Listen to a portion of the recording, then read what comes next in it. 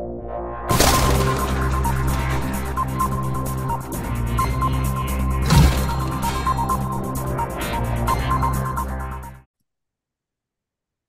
afternoon, folks. This is Deb and Dave, and this is the Factivist Report for Monday, the 25th of September, because I had a rare working Sunday, and we had to move it.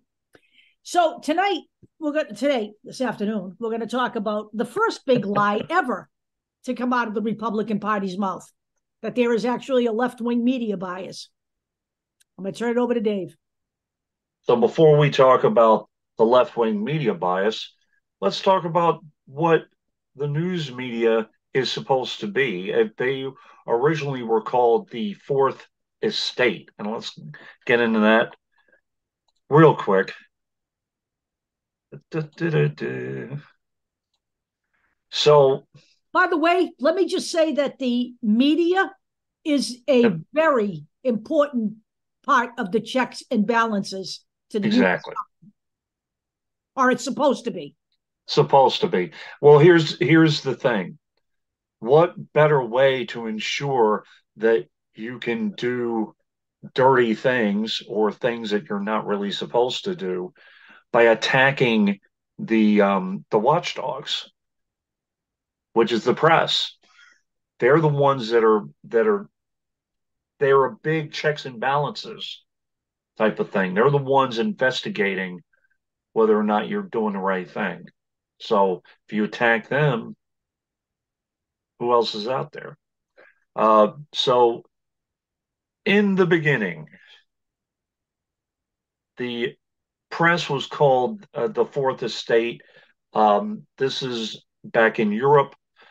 You had the First Estate being the clergy, Second Estate being nobility, Third Estate being the common people of the bourgeoisie, and the Fourth Estate being the press. Now, when the United States came to be, they created the three forms of government, and those became the three estates for the United States. And the Fourth Estate was the press. And the Fourth Estate, as I said before, refers to the watchdog role of the press, which is important to a functioning democracy. We do understand that, do we not, folks? They're not there to aid and abet politicians. Not that they don't ever say good things about them. When they do good things, they should. Right. They're not there to cover for or provide a platform for corrupt people. Saying. Okay. Sorry. Now, the Atlantic, you're going to see a lot of A's across my screen because they did some fantastic work in regards to talking about the Fourth Estate, talking about this liberal bias lie. And the first story was by Nicole Hemmer. This was almost 10 years ago. This is January 17th, 2014, talking about the conservative war on liberal media having a long history. This goes back to the 40s, actually. But it solidified with Barry Goldwater, who was the first one who actually talked about the left-wing media bias. And then in 1968, during the Democratic National Convention, Richie Dickey Nixon, there were rumblings about the media and how it didn't cover the riots in an unbiased way, blah blah blah, and then things started to snowball. So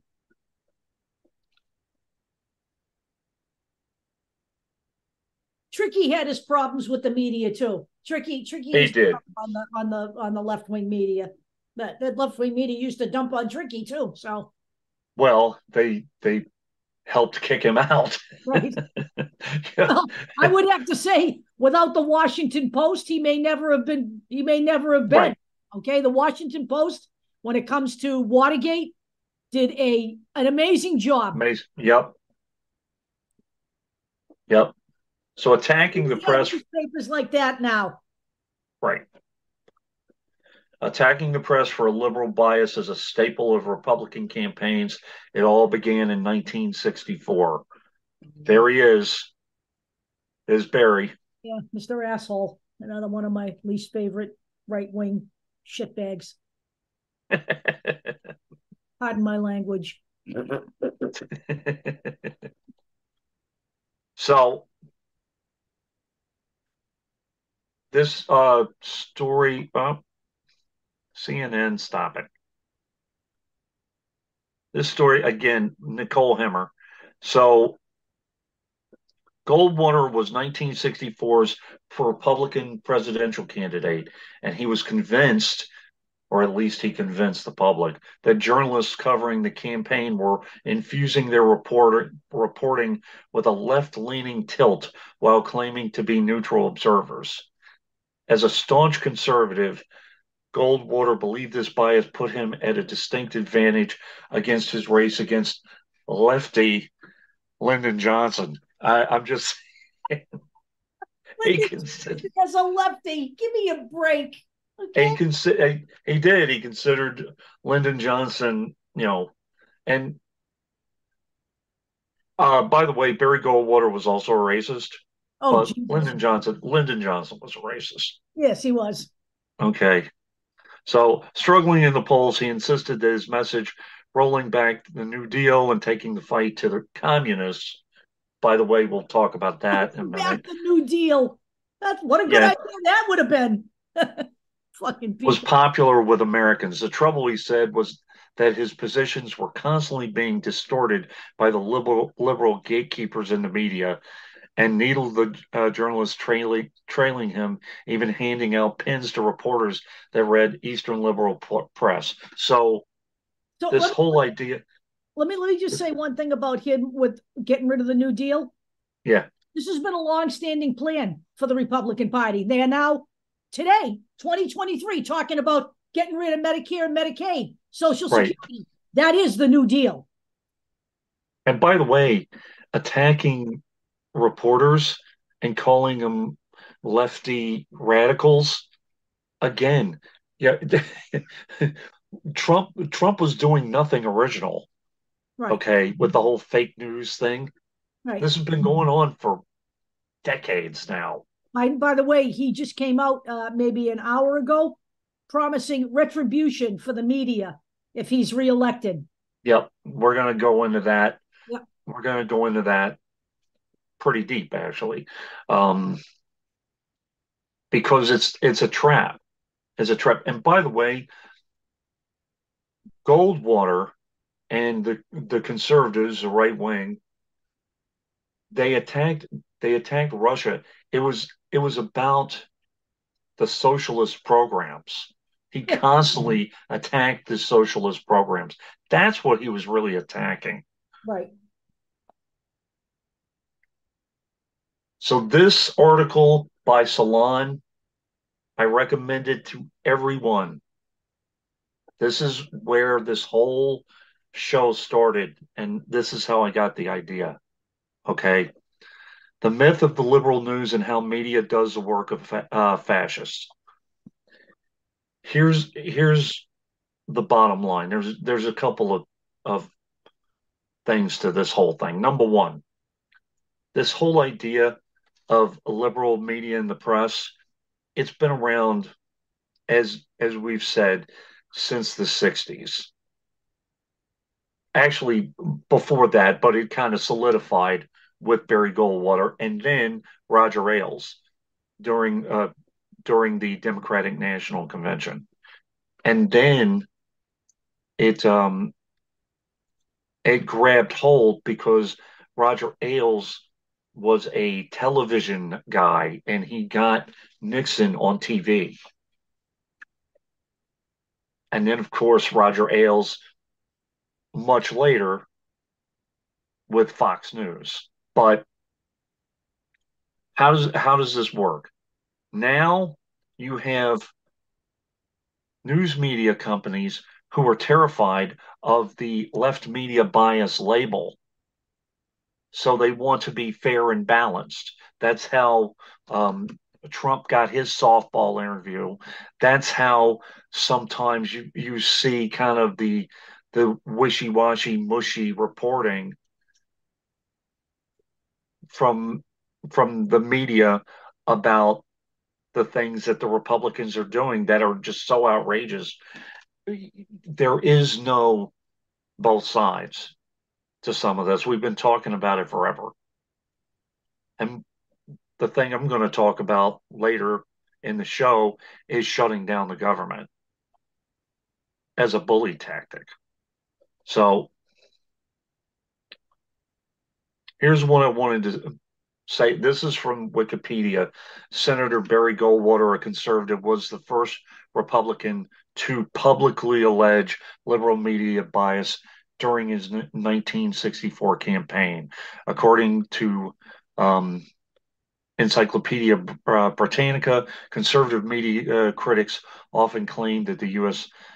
Media skews towards the political left. They have been doing that for decades. Couple things on Barry Goldwater if you want to take a look later. This is an article back from September 30th, 1964, asserting that rivals are soft on communism. Basically, what he's talking about is socialist policies. Okay, he's talking about giving money away and that kind of thing. We should probably try not to call them socialist policies. Well, what he calls socialist policies. They're social programs. Right. It's what he calls social. And let me see if I can find a yeah. Republican presidential candidate also said the Democratic Party was the party of the, and by the way, listen, this again, Trump and all these guys, they're not original. The Democratic Party was the party of the corrupt, the power mad, and the radicals of the left. I think it's pretty obvious that they're projecting the Republican Party right now is the corrupt, power mad, and the radicals on the right. And that they're sticking that right in your face. They're not hiding that. So he's accusing the administration of being soft on communism. Let me see. There was.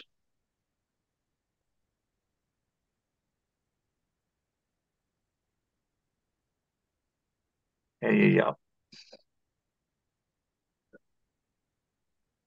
Okay. In his speech tonight, Mr. Goldwater repeated 4 times his charge that the administration was soft on communism, a phrase that recalled the campaigns of the late 40s and early 1950s. And remember, McCarthyism, that was huge in the 50s. Mr. Goldwater said that drift, deception, and defeat were the watchwords of Mr. Johnson and his curious crew.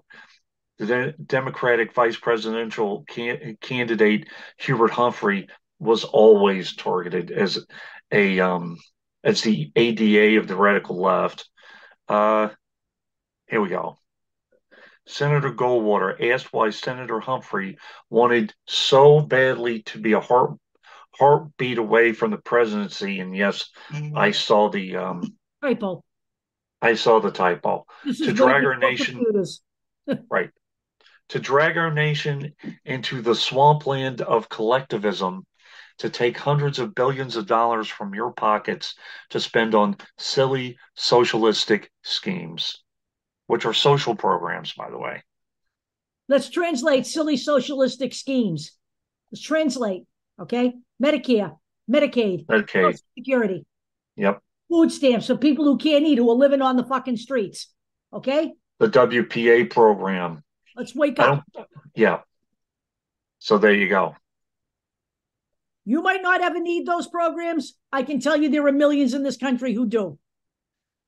Now, we have the Goldwater Institute now, American supporters of socialism don't understand what socialism is. I do.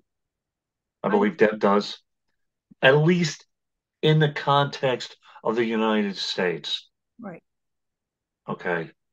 It's different here than in other The countries. Republicans who don't know what socialism is, they can't tell the fucking difference between socialism and communism. They use them interchangeably. Right. There are there are definite differences. I mean, communism is public ownership of land or government ownership of land, rather. Right. So stop. Socialist programs are different. We had someone, some right winger, call call Fetterman a communist because he wears workman's clothes. Who wears cargo shorts? Yeah. That's what I wear to work every fucking day of the summer. Cargo shorts. So 1968 was a moment when the idea of liberal media bias got nationalized, and this is where Roger Ailes basically got his moment in the sun. He got his Okay. foot in the sun, but you know who else helped with that? Do you remember the book, The Selling of the President? Richard Nixon? Yeah. There's a lot of that in there too. Right. Yep.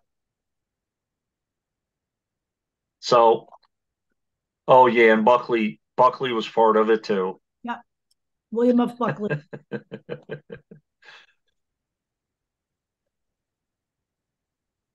And this goes more into the Atlantic once again. Catherine Kramer Brownell. Richard Nixon decided a powerful new medium should appeal to the marketplace, not to the citizens. He started ripping out protections. Yeah. So now He was the this worst is the president in the United States until Donald Trump. right when you hear the right wing talk about wokeness, it's the same thing as socialism. Right. It's just that socialism or big government, those words don't have as much power anymore.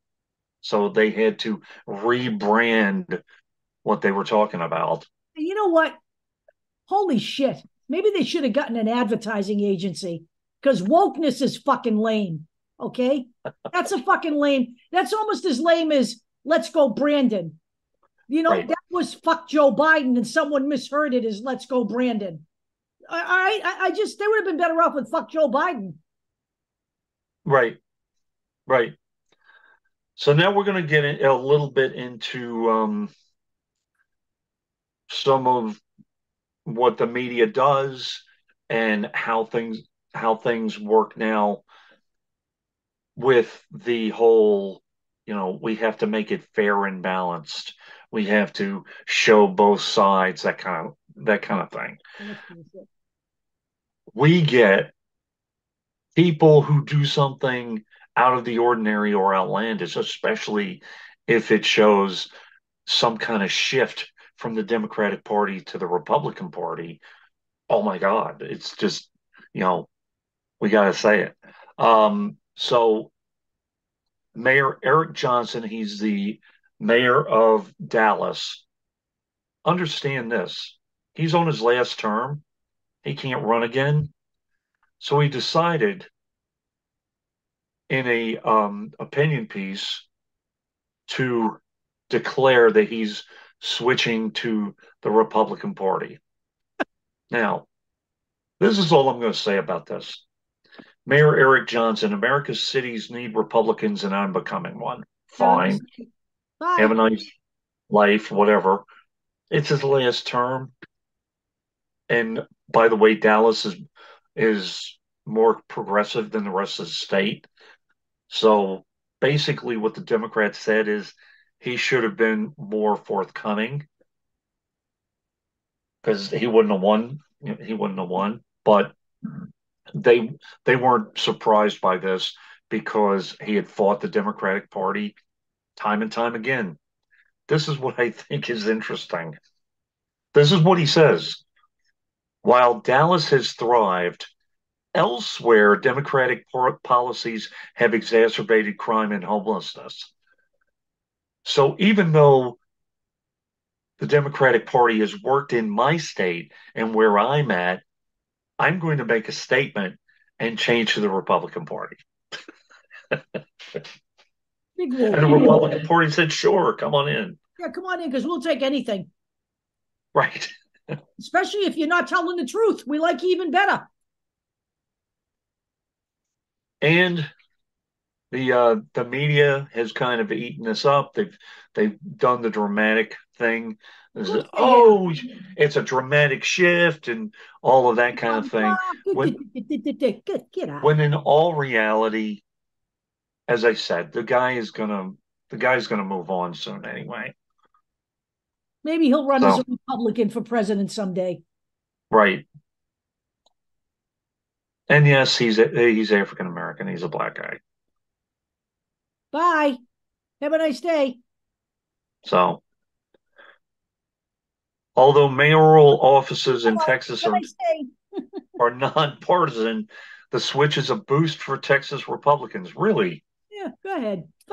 Texas is fucking useless. One other state I would never fucking even entertain stepping foot in again. So here the Salon article basically details why Meet the Press is doing what they're doing. Number one, they're afraid of being labeled the liberal press. Number two, they're a business, and the Republicans supposedly have business interests at heart. And number three, I mean, more media moguls, more and more are buying up. Conservative media moguls are buying up media companies. Watch out for that, folks. When they control the narrative, they've got control. Look at Rupert Murdoch. Look at Musk. Yep. Just saying.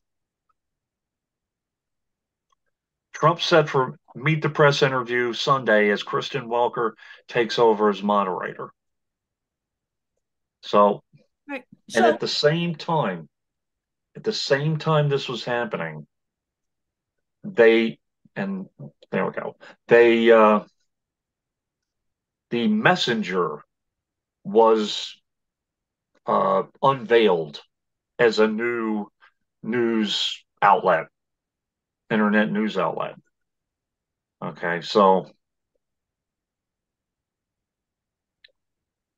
and I took a look at it. I almost put it in here, but I'm not. You want to look at it? Look at it. It's just another right-wing leaning paper. Just saying. One thing I failed to mention is back in the 40s, even when they were talking about you don't have to have objectivity. You can still be a journalist and not be objective. You can state your bias outright. But at the same time, they're skewering, the left wing for its bias. And I looked at the Messenger, and it's obvious what it was. So, with a softball interview of Trump, the Messenger launches by legitimizing extremism. And I'm leaving this here. So let me just say something about this thing. All right, this is the way I look at things, and it's just it is my media bias. We are in a nation right now that is teetering on the brink of fascism. Right. Donald Trump should not be given an open platform to spew his venom and his bullshit. It is one thing to conduct an interview, all right? It is one thing to conduct an interview and call him out every time he lies, because every time he opens his mouth, he's lying. Right. It's quite another thing to put him on a TV show and hand him a fucking microphone and allow him to do the same shit he does at his rallies. That is not the role of media. That's not fair and balanced. That's pure right-wing bullshit. Fair and balanced is bullshit. The role of the media is to expose fascists, to expose traitors, to expose people like Donald Trump, not cover for them. And by the way, you guys are going to say, well, show us how bad this interview was. Show us how softball this interview was.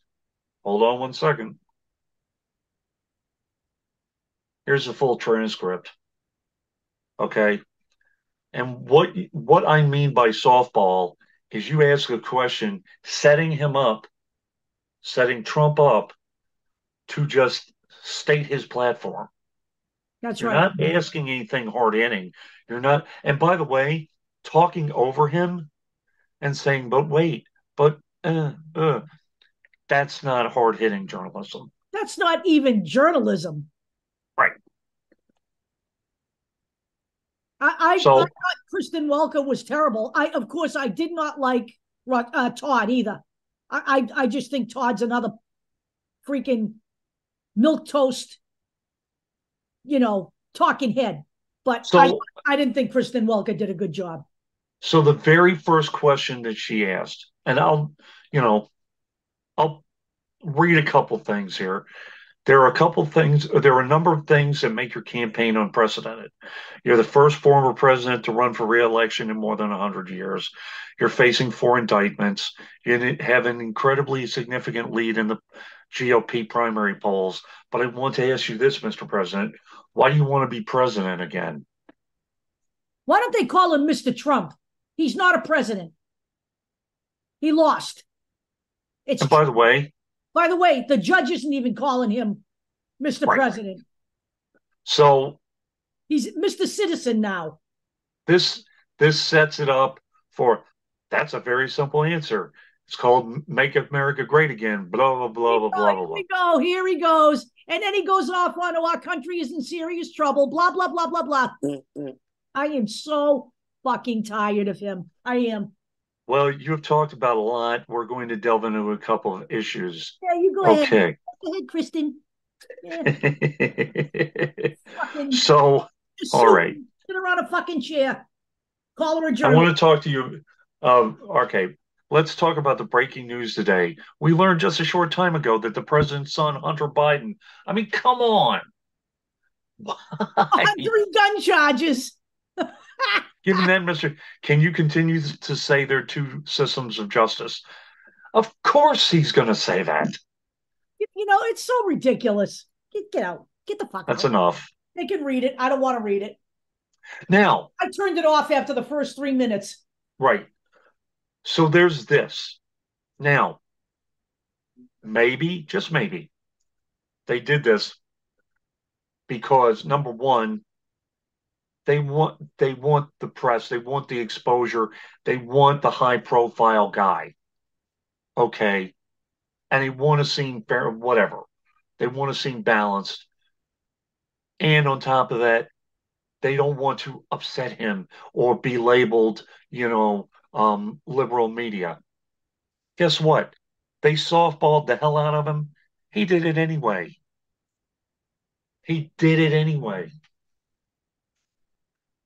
Trump accuses media of treason and escalation of social media threats.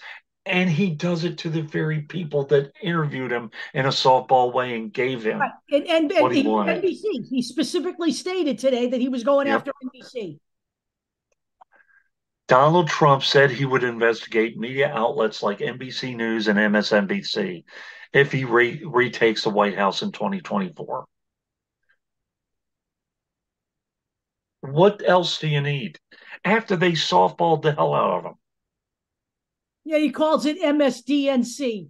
You know, honest to God, people, what is it going to take? Here's Really? the actual tweet. I'm not going to show it. You guys can read it on your own. Now, I am just showing this, not to be, fair and balanced, but to show you to be careful what you read and check your sources. Okay. This guy claims media bias against conservatives is real and part of the reason no one trusts the news now. It might not be conscious, but the way the reporters treat conservatives in their coverage has always shown their liberal leanings. This is by Evan Siegfried. So what do? I check the guy out. This is Evan Siegfried. Actually, what you all should do when you read from somebody you don't know. Politics Today translated. Evan Siegfried is a nationally featured political commentator, millennial expert, and author of GOP GPS. There you go, kids. Yeah. Okay. Now, this is an article why conservatives can't stop acquiring media companies. Why do you think? It's pretty simple. I mean, control the narrative. yeah. Recent conservative media acquisitions reflect the right's long-standing desire for mainstream acceptance of unpopular ideas. They just twist the narrative. Yep. Such as, if you think that Twitter or X or whatever you want to call it isn't a media company, it's not real news, but it does spread information and it does spread propaganda. And here is its owner. Elon Musk's refusal to have Starlink support Ukraine attack in Crimea raises questions for the Pentagon. This guy's a scumbag from the day he was born. He is unbelievable. So, excerpts of a new biography of Musk published by the Washington Post last week revealed that Ukrainians in September 2022 had asked for Starlink support to attack Russian naval vessels based at the Crimean port of Sevastopol. Musk had refused due to concerns that Russia would launch a nuclear attack in response. That's bullshit. Russia seized Crimea from the Ukraine in 2014 and claims it is its territory. Russia wants the oil. Yeah. The only reason they're doing this. Everybody needs to wake the fuck up. Musk was not on military contract when he refused Crimea request.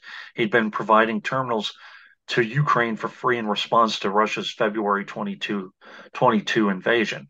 However, in the months since, the U.S. military has funded and officially contracted with Starlink for continued support. Understand what that means. His money. They should kill the contract. He's going to be investigated. Yeah, he needs to be investigated. The Pentagon has not disclosed the terms of cost of that contract, citing operational security. That's fine. But the Pentagon is reliant on SpaceX for far more than the Ukraine response, and the uncertainty that Musk or any other commercial vendor could refuse to provide services in a future conflict has led Space Systems military planners to reconsider what needs to be explicitly laid out in future agreements, which I don't know why it wasn't in the past. You know, this again is a lesson in privatization. That's what this is. Okay. Yep. This is why when they want to privatize shit, you don't do it. All right. Right. You don't do it. So here's another. I just threw this in because I want people to understand that the right wing is not about anti-Russia. It's about anti-socialist programs or anti social services. They call Along it with being socialist program homophobic and misogynistic. This is exactly. You want to know why the GOP is in Vladimir Putin's ballpark? Because that's what they want for this country. because he's a tyrant. They want this kind of rule in the United States. Look at, I don't know what the fuck everybody needs to understand. I mean, what everybody needs to hear before they understand this. They're all in his ballpark, all of them, Right. with the exception of some people in the Senate, but it's immaterial because Right. majority rules in this country. That's the way it works here. By the way, I mean, again, they're not anti-Russia. They love this guy. They do. A lot of the right wingers, They including they idolize this guy. including uh, including Matt Gaetz, who I'll go into. He's bullying the United States government into he's trying to get certain concessions and trying to hold up the budget, just like Tuberville has been doing with the military. This is what if this is what you want here, Yeah. and you're thinking maybe you're not going to vote come 2024. Well, this is what you're going to end up with. Right. What By the way, one thing I didn't forget to mention is that Trump, and you mentioned Paul Gosar, I didn't put it in here, but the reason Trump went crazy after after the interview, the softball interview, are the events that happened with Mark Milley, and he's calling Mark Milley, you know, whatever, a like a what was it, gay friendly, and this and that and the other thing. homosexual enabling, whatever. He went on a Tirade. tirade where he not only called him names like that, but called for his execution. Yep. For his. Trump did it too. That was. And Trump did it first. Gosar talked about hanging, right? Right. Yeah.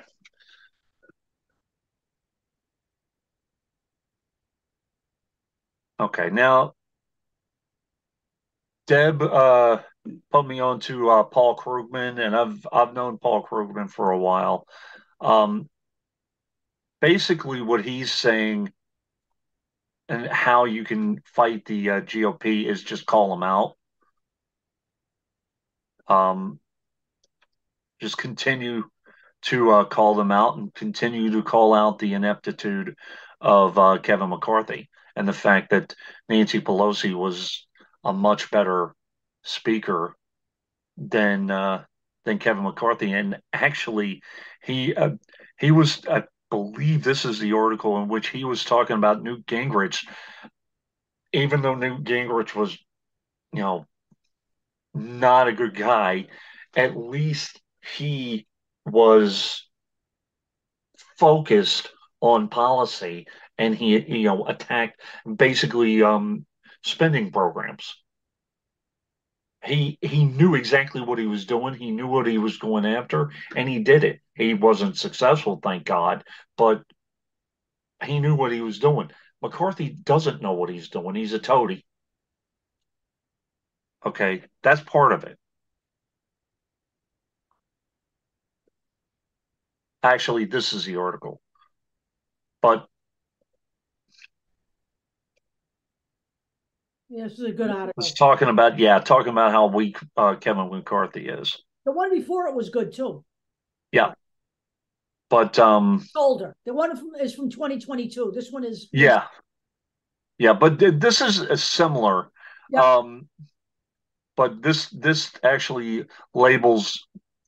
This is the one that talks about Gingrich and going after the very programs that we've been talking about, the social service programs. Right. Okay. McCarthy is just trying to hold on for dear life. He doesn't know what he's going to do, honestly. Because now you have bullies like Matt Gaetz This guy is looking just, he's lethal. looking to shut the government down, to Move show the fuck away. how much we need the government.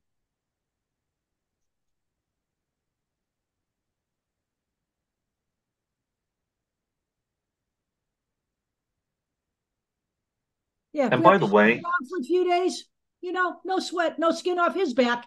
You know what? The skin off a lot of other people's backs. That's exactly what I mean about the Republican Party. They do not give a fuck about you. what happens with a natural disaster? Yeah, well, No I don't Army know. Corps. Maybe a few days will be okay. Don't worry about Yeah, it. exactly. Congress returns to try to prevent a government shutdown while the GOP weighs an impeachment inquiry. Okay. So let's see here. So Jennifer Rubin, she has a different idea as to how to deal with it, and her idea is basically ostracism. Yep. You don't pay any attention to these guys. You don't vote for these guys. You don't give them attention. You don't watch their news interviews. Right. You don't buy their products. You don't listen to them. And once you take away their attention, there's nothing else that they have.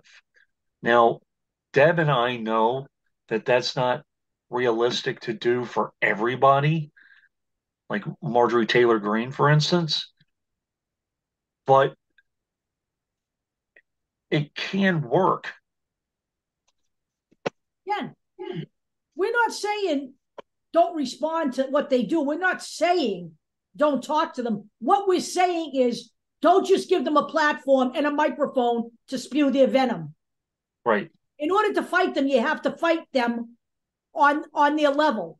But you don't need to invite Donald Trump in on to meet the press and hand him a microphone and essentially just with your stupid ass questioning. I don't even know. That's some of those questions that wouldn't even pass freaking journalism 101. Right. Okay? You don't sit him down with a microphone and let him just run wild. Right. Now, That's exactly right. I love it.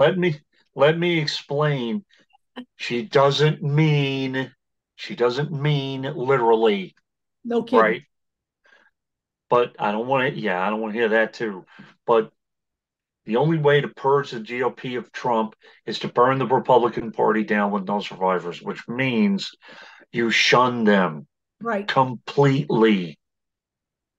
Right. You don't give them a way to recover.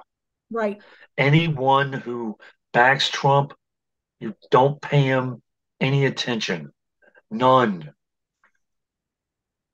That include, and she's going on the news to tell these people this, and Right. the news people are the ones who probably want to hear this the least Right.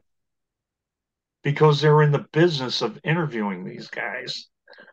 So, Washington Post opinion writer Jennifer Rubin said Sunday on MSNBC's AM Joy, it's MSNBC, the only way to purge the GOP of Donald Trump supporters is to burn the Republican Party with no survivors. What we should be doing is shunning these people. Shaming these people is a statement of moral indignation that these people are not fit for polite society. And this is a woman who worked for the GOP. Right. So, She's a former Republican. right. Now, And she is Dave, one of my favorites, I have to say. yeah, Dave. And by the way, if you guys get a chance, watch the video. It's a very short video. I think it's like 2 minutes. It's worth it. Yeah. But Dave, aren't you being a little harsh? Next week we're going to be talking about Trump's agenda. It's called Agenda 47. Right. You know what that 47's all about? He's planning on being the next president. I'm going to read a little bit of this. These are his words, Donald Trump's words. Okay. As president, it was my honor, and this is a transcript, September 14th of this year. So, as president, it was my honor to support America's homeschool families and to protect the God given right of every parent to be the steward of their children's education. So, I pledge to allow homeschool parents to use 529 education savings accounts to spend up to $10,000 a year per child, completely tax free to spend on costs associated with homeschool education. Ensure that every homeschool family is entitled to full access to the benefits available to non-homeschool students, including participating in athletic programs, clubs, after-school activities, educational trips, and more. What's he doing? Attempting to dismantle the public school system. He sure is. Okay. By the way, hello? Yeah. Someone should tell him his math is off. So, in order to stay home and teach your children, you're going to have to stop working. Right.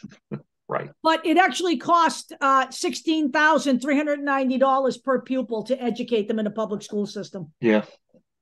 Just so you understand that. Yep. Okay. Big fucking deal. Now, there's more, Deb. There's more. Yeah. As president, it was my honor to support. Oh, wait a minute. You read that. America's homeschool families and to protect the God-given right of every parent to be the steward of their children's education. Here we go. Since the China virus, unbelievable. I mean, really, fucking believable. I mean, this guy is revolting on every possible fucking level. He is like a walking, steaming pile of shit. He really is. So you want to call he's basically Donald Trump again? Yeah. American has seen an estimated 30% increase in homeschool enrollment. I'm not going to repeat what I just said in the previous thing, other than to say to every homeschool family, I will be your champion. Do not vote Democrat. They're looking to destroy you. Hold on. Okay. To every homeschool family, I will be your champion. Do not vote Democrat. They are looking to destroy you. If you don't mind my saying that, you already said it, so what does it matter if I mind? Joe Biden can't put two sentences together, and yet he's looking to destroy you. Do not vote Democrat. Do not vote for Crooked Joe. I might like to remind everybody, Honest Donald. Honest Donald. Yeah, I want to remind everybody that Joe Biden isn't under indictment. Honest Donald is. And by the way, how many lies did you count? Oh, fucking unbelievable. Every time he opens his fucking mouth, every time his lips are moving, he's lying. Every time. There was an article that counted lies. Washington Post, 30,573 in 4 years. They're all documented. Right. It's right up on it's on my browser.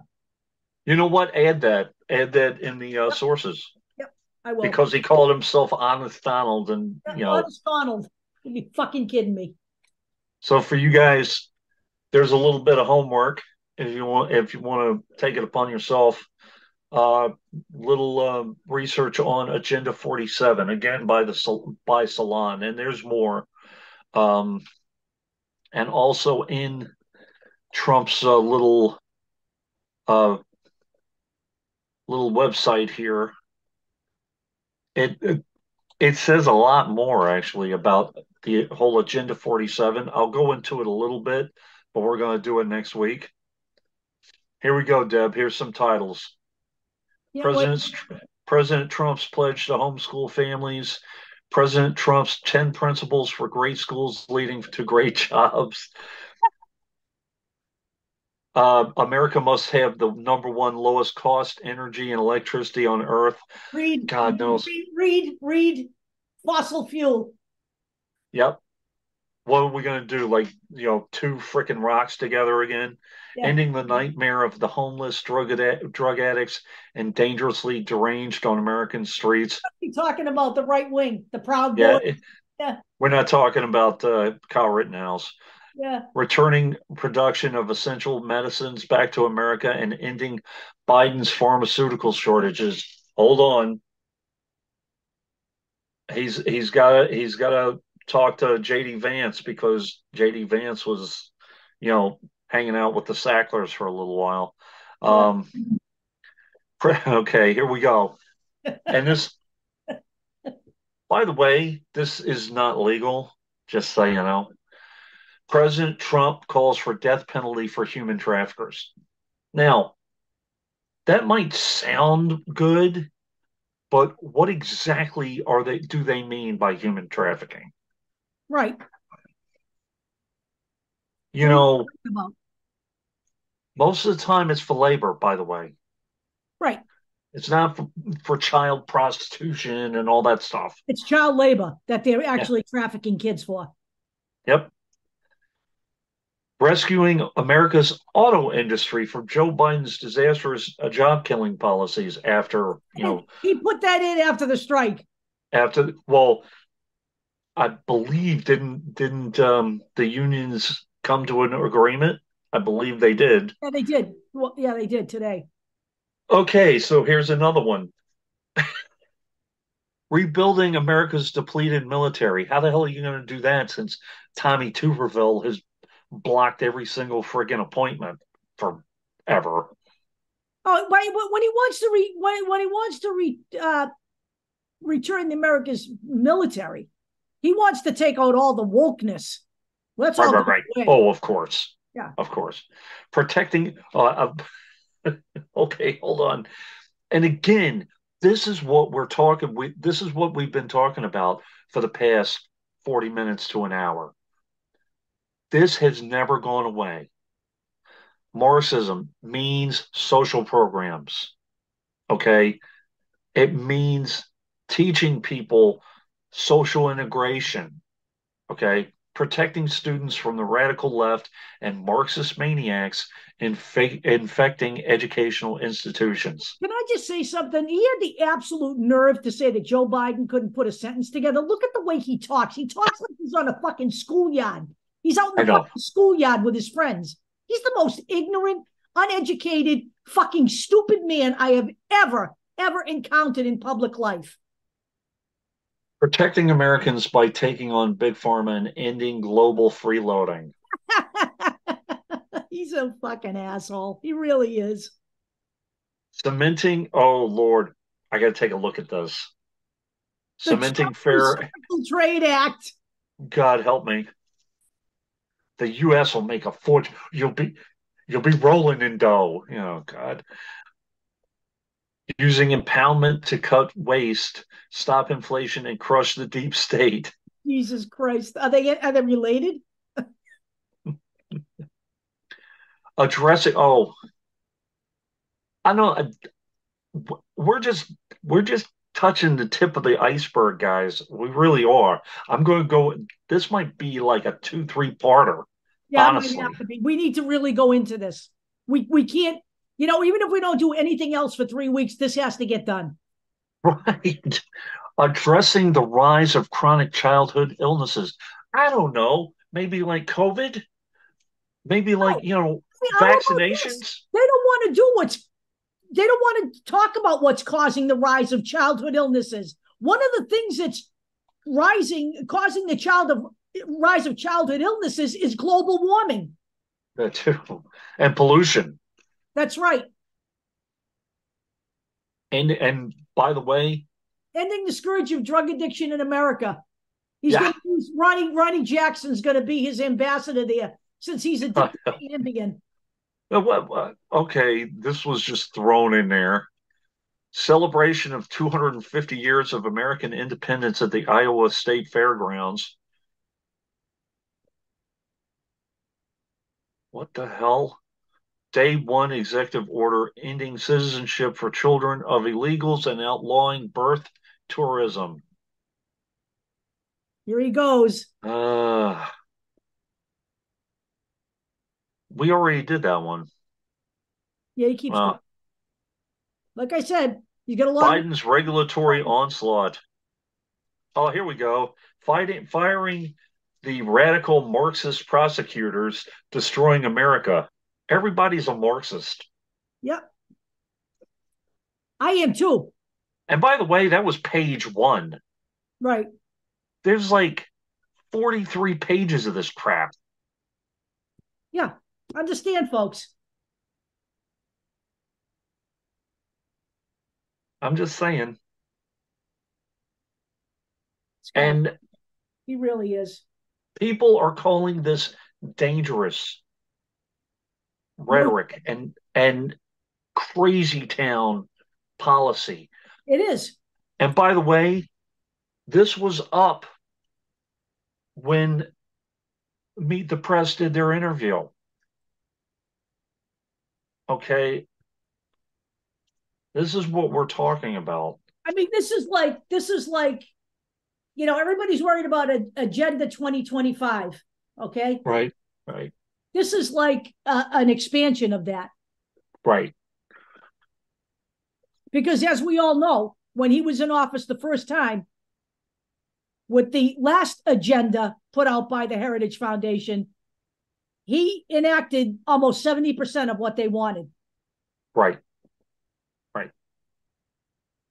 And once again, this whole idea of the radical left media and everything is leftist and Marxist, and anything that is a social program is bad. Anything that helps the people is bad, is communist and socialist and Marxist. If the GOP does what is on this list, if they are returned to office and they do what's on this list, do you know how many people will be on the streets and homeless? Any idea? And how many people will die? Yeah, how many people are going to die? Not to be dramatic, but they will die. Yeah, they will. This guy doesn't give a shit. He does not give a shit. He's a king. He wants to be king. It's time everybody understands this. He's a sick fucking puppy. He is. I didn't go into this. I'm just, good God. Yeah, the last time something was sold out, there were about 500 empty seats. Well, this is September 25th. That's today. Let's see. Tomorrow? Yep. Today. Yeah. To get tickets, it's 404 not found. Maybe it's because it's sold out, but I was just curious how much the tickets were. It's South Carolina. South Carolina. Let me just say, it's South Carolina. Yep.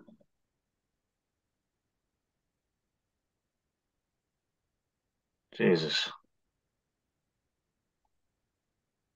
I'm just saying, this is scary. It really is scary stuff. Let's see what.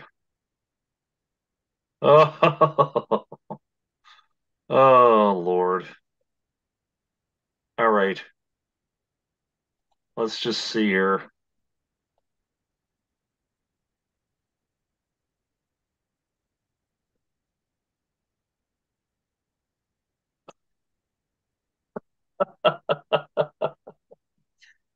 Oh, God damn.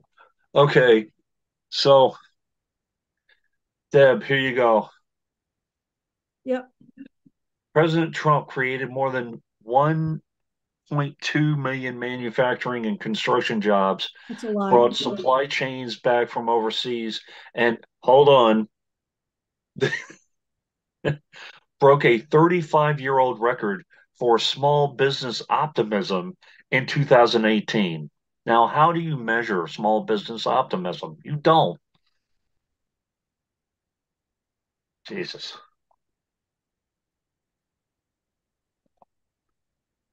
So that was that.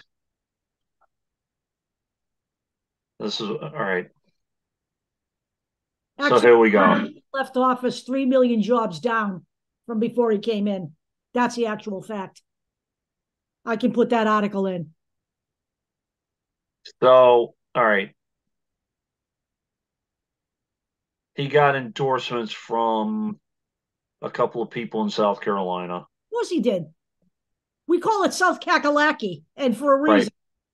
Right. Attorney General Alan Wilson, Secretary of State Mark Hammond, and House Majority Leader Davey Hyatt. Yeah, there you go. They're all and fun. a dozen members of the South Carolina, Lemmings of Representatives. Yeah. House of Lemmings. House of Lemons. So, but that's pretty much that's what I have for now. I mean, next week is going to be that whole Agenda 47, and I'm going to do a deep dive into. There are several articles about this, and I'm going to go as deep as I can into some of it. Some of it is pretty self-explanatory. His attacks on the educational system, talking about parental rights, and we say it over and over and over and over again. Drives me nuts. The schools do not take rights away from the parents. The parents can opt out of programs. And by the way, some of the like the word problems, if parents have problems with some of the word problems because they're too woke or whatever, teachers do have ways of getting around that. They do. It's so ridiculous. It None of is. this was a problem until 2016. None of this. None of this was an issue. Public health was respected and revered until 2016. Okay. All right. Science was respected until Donald. Well, he just is poisoned just about fucking everything. This guy.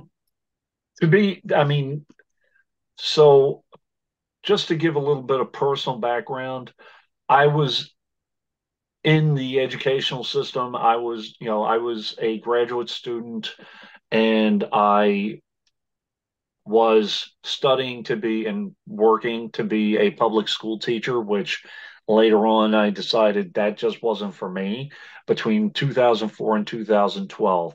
During that time, cultural diversity was a keystone of education. Now it's non-existent. I know. I want to just say one other thing too about sex education in the Right. public school system. Maura Healey in Massachusetts has just proposed a new framework, age appropriate, for full Right. sex education in Massachusetts, which has passed the first test of acceptance. When I was young, I went to Catholic school. Now, I'm 70. My sister is 80. My sister and I were talking the other day, and we both remember very vividly the nuns teaching us about sex and marriage. And they were very descriptive on how you had sex to make a baby. I remember it. Did they infuse it with, you can't do this until you're married? It's a sin if you do, blah, blah, blah. Yeah, they did. But they told us and they taught us about once a month stuff. My parents weren't teaching us that. And frankly, my kids learned all of that in school. And I was happy that they did because I didn't have to sit them down and do that. They're fine. Okay? I just don't understand it. If it's age appropriate, it shouldn't be an issue. And as far as I'm concerned, all of this nonsense about let's not talk about gay people and transgender people and maybe people who have some disabilities and some people who think differently, blah, blah, blah, blah, blah. Those people all exist in the world. You're either going to acknowledge that, or they're going to find your kids are going to find out themselves when they get out into the real world when you're not here to put them in a fucking plastic bubble anymore. Right. So grow up. You're the ones that need to grow up. How is stating those people exist communist? They're different. Okay, they're different. They need to be treated differently. They're not all the same. No, so we're 337 million Americans. Not fucking one of us in this country is the same. I'm not the same as you. I'm not the same as my kid. I'm not the same as my sister, and I'm certainly not the same as my mother was. And please, nobody's the same. Talk to people about No Child Left Behind and how that worked. Every child was left behind. Yep, and talk to people about separate but equal. It doesn't work. None of that stuff works. It's all BS construct. All right, so before my blood pressure gets any higher, we're going to stop right now. So next week's going to be fun. Deb's head's going to blow off. It is, yeah. I'm going to have exploding head. I am. Be prepared. I might have to put some, if you see me here with, medical tape wrapped around my head, like like I've got some kind of fucking, like a mummy. That's probably why. I just don't want my head to explode. I can't. Yeah. All right, gang. We'll see you. Have fun, y'all. Yep.